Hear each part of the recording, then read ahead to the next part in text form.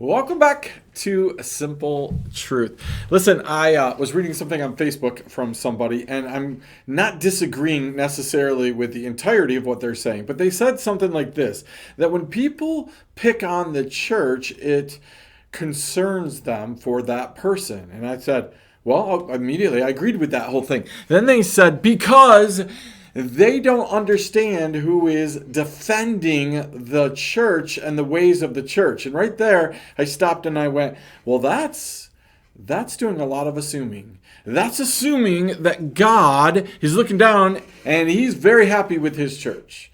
And he's saying, listen, I'm going to defend you. We've been talking a lot recently down here about God's conditional statements.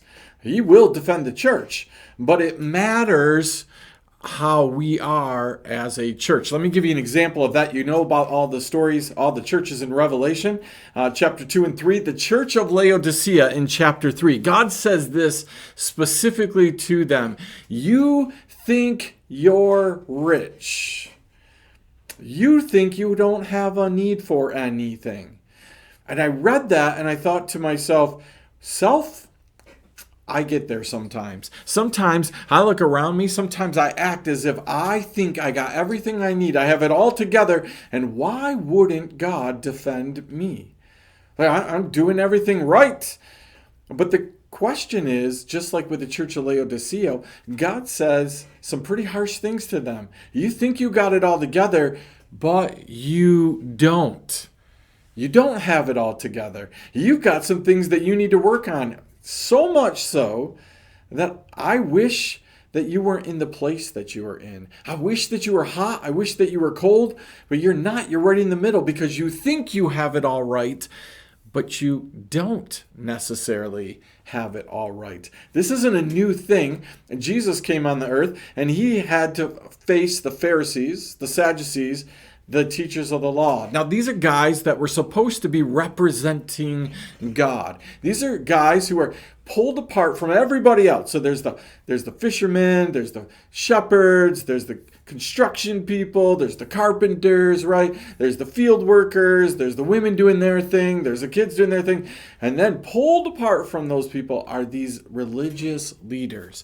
People who are supposed to be separated out. They know the things of God and they represent the things of God, right? But these guys are thinking they have it all together. And Jesus looks at them and he says, listen, woe you Pharisees, Sadducees, and teachers of the law. All right? You think you have it together, but you don't. As a matter of fact, he goes as far as to say to his disciples and people, don't do what they're doing. Do what they say, but don't do it the way they're doing it. So I go back to what I read. I said, what if God's looking down and he isn't going to defend his church?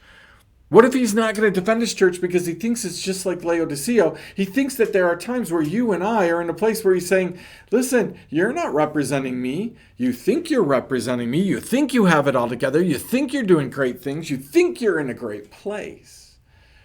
But you're not in a great place.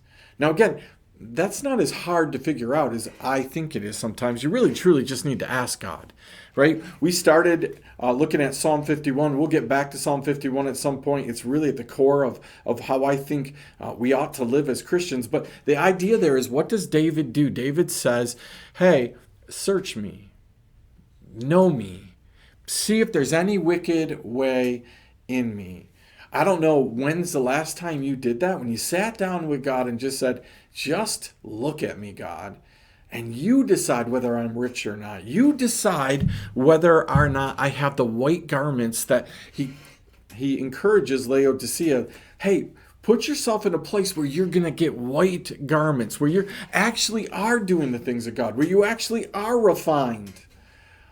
We need to ask God for those things. So I would take this and I would say a simple truth is, listen, are you in a place where God is declaring that you're rich in the things of the kingdom, or are you declaring that you're rich? Those two things can be completely opposite in nature. And matter of fact, as the church of Laodicea found out, they can keep you from heaven.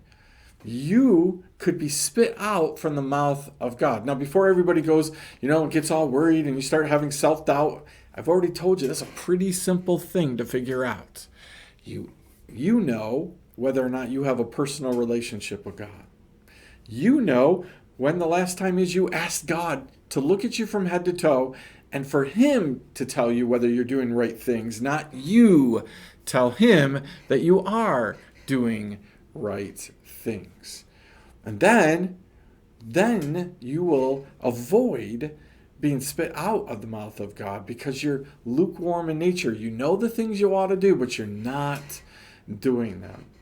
I'm super thankful that God is gracious and God forgives, right? He even here says to Laodicea, come back, get it right, figure it out, right?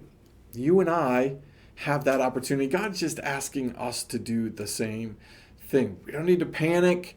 We don't need to get, things blown out of proportion, react like I tend to do. We need to just go to God and say, God, where am I? Am I in a right place? If I'm not in a right place, then fix it. I was having a great discussion with a good friend of mine, Robbie. You know him from Reawakening.